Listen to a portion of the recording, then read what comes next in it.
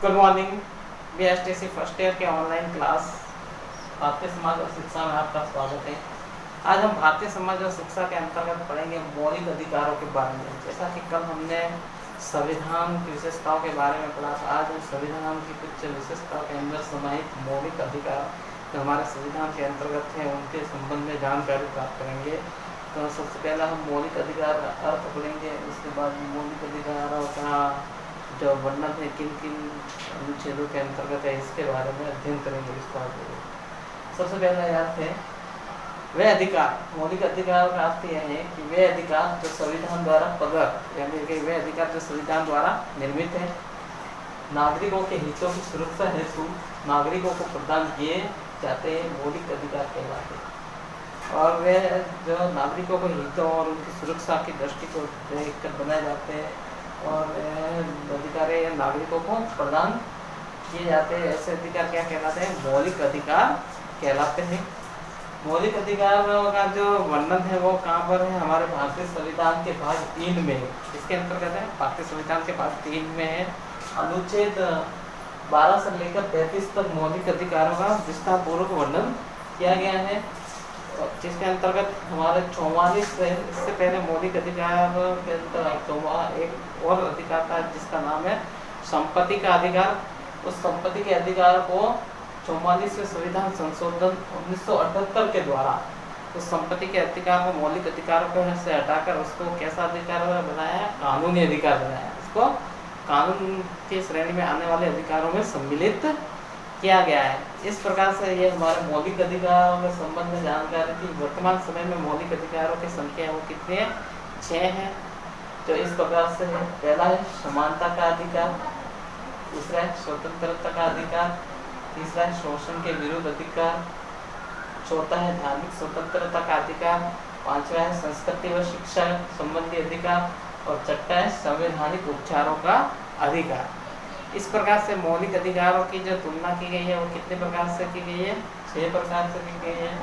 उसके संदर्भ में इस प्रकार से जानकारी है। सर्वप्रथम हम पढ़ेंगे समानता का अधिकार।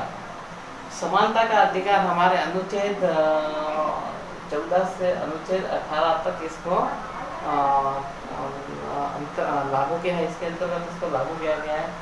समानता के अधिकार के अंतर्गत कानून की दृष्टि से, यानी इसके अंतर्गत पहला अधिकार है व्यक्ति का। कानून की दृष्टि से सभी व्यक्ति क्या है? समान है, चाहे ऊंचा हो, चाहे नीचा हो, चाहे गरीब हो, चाहे अमीर हो, सभी के सभी क्या है? कानून की दृष्टि से समान है।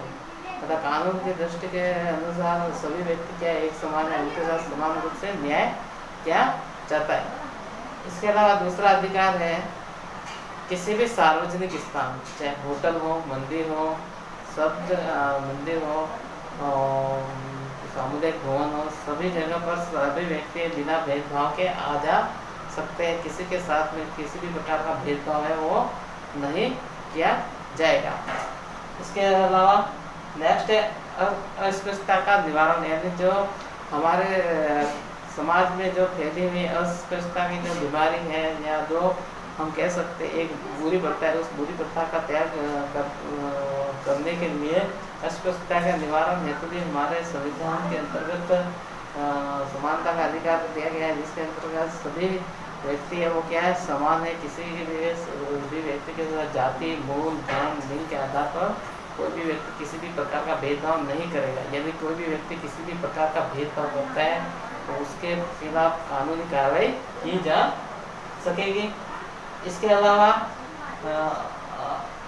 अवसर की समानता, किसी भी प्रकार के सरकारी पद के अंतर्गत किसी भी व्यक्ति को जाति, धर्म, लिंग आदि के आधार पर किसी भी प्रकार के सरकारी पद पर भेदभाव नहीं किया जाएगा और उसके आधार पर सभी व्यक्ति को समान अवसर के आधार पर सरकारी पदों को प्राप्त करने का अवसर है वो प्रदान किया जाएगा। इसके अलावा नेक्स्ट है जिसके अंतर्गत अपनी उपाधियों का अंत कर दे सकता है। व्यक्ति स्वेच्छा से अपनी उपाधियों का अंत करने का उसे स्वतंत्र समानता से उसका अधिकार है और व्यक्ति किसी भी प्रकार की जो उपाधि है उसका अंतकरण कर सकता है। इसके अलावा ये तो समानता का अधिकार था। अब समानता के अधिकार के बाद में है स्वतंत्रता का अधिकार। इसके बाद में स्वतंत्रता का अधिकार है वो कौन से अनुच्छेद से, अनुच्छेद 19 से 22 तक है। स्वतंत्रता का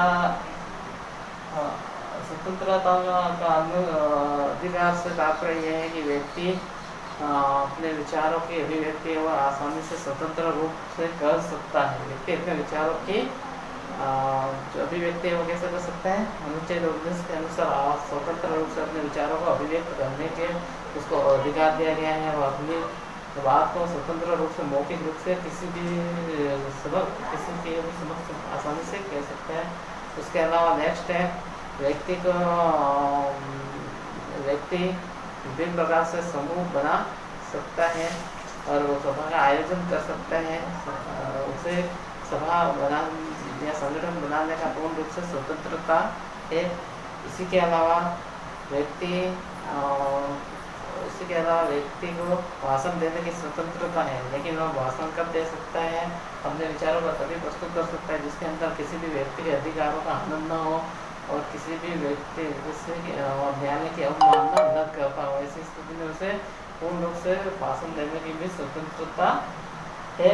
इस प्रकार से ये स्वतंत्रता का अधिकार था। अब शोषण के विरुद्ध अधिकार जो अनुच्छेद 23 और 24 के अंतर्गत आता है। शोषण के विरुद्ध अधिकार के अंतर्गत व्यक्ति किसी भी प्रकार से शोषण को उसको राज्य द्वारा किसी भी प्रकार से शोषण से उसको बचाने के लिए इस अधिकार का प्रयोग किया जाता है, जिसके अंतर्गत बेकार प्रथा के ऊपर रोक लगाने हेतु, उसके अलावा जो बाल श्रम है उसको रोकने हेतु भी इस अनुच्छेद का प्रयोग है वो किया जा सकता है। वो अपने शोषण के विरुद्ध न्यायालय में अपील कर सकता है और इसके अलावा इन शोषणों से बच सकता है।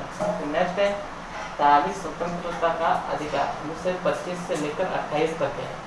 धार्मिक स्वतंत्रता का अधिकार, मनुष्य को धार्मिक स्वतंत्रता का अधिकार भी दिया गया है हमारे संविधान के द्वारा, जो अनुच्छेद 25 से 28 तक है, जिसके अंतर्गत कोई भी व्यक्ति है वह स्वतंत्र रूप से अपने किसी भी धर्म को आसानी से अपना सकता है, किसी भी धर्म का अंतकरण कर सकता है, किसी भी धर्म के विचारों को अभिव्यक्त कर सकता है। इसके अलावा किसी भी धर्म के जो पूजा स्थल है उसका निर्माण है वो आसानी से करवा सकता है, जैसे मस्जिद पूजा, लेकिन उसके अंदर वो धार्मिक शिक्षा है वो नहीं दे सकता है। इसी प्रकार से धार्मिक स्वतंत्रता का अधिकार भी व्यक्ति को प्राप्त है। व्यक्ति धार्मिक स्वतंत्रता के अधिकार अंतर्गत किसी भी प्रकार का कोई भी धर्म है वो अपना सकता है, धर्म के अंतकरण की उसमें स्वतंत्रता होती है। इस प्रकार से हमारे संविधान के अंतर्गत धार्मिक स्वतंत्रता का अधिकार दिया गया है वो काफी महत्वपूर्ण है। नेक्स्ट है संस्कृति व शिक्षा संबंधी अधिकार, अनुच्छेद 29 और 30। आपने पढ़ा था अनुच्छेद 29 और 30 के अंतर्गत संस्कृति व शिक्षा का अधिकार, जैसे अल्पसंख्यकों की शिक्षा के संदर्भ में हमने पढ़ा था।